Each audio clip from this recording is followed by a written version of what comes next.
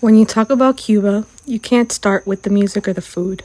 You have to start at the beginning, before the salsa rhythms, before the domino tables, before Havana even had a name. They were the Taino people. They were the island's first heartbeat. They gave us words still in our mouths today: guanábana, malanga, aguacate. They fished the turquoise water, carved their canoes, and lived in a way that honored the land.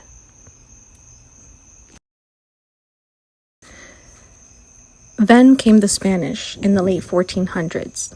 They brought their language, their Catholic traditions, their plazas, and a new way of life that reshaped the island forever.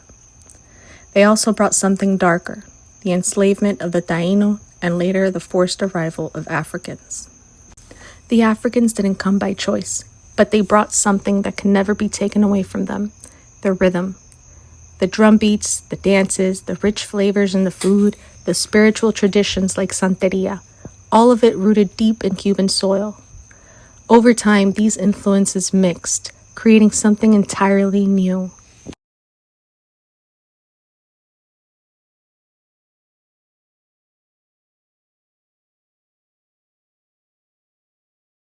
By the 1800s, another chapter was added: the Chinese, also known as the coolies. After slavery was abolished, they were brought to Cuba as indentured servants. They worked the fields and blended their cultures into ours.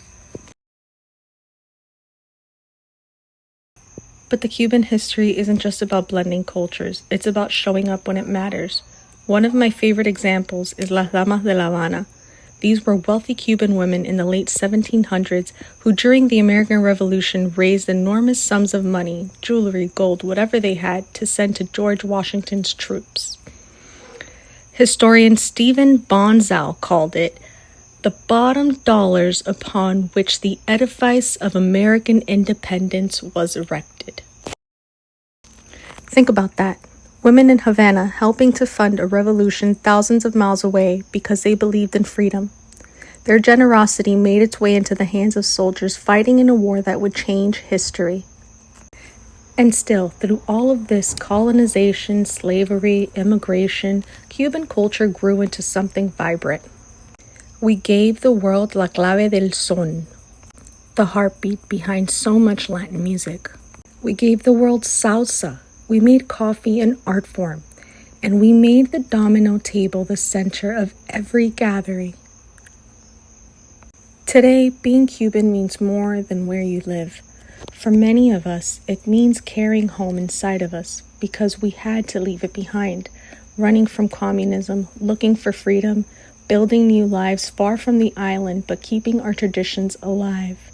It's the resilience of my people, whether in Havana or Miami, keeping our culture loud, colorful, and alive.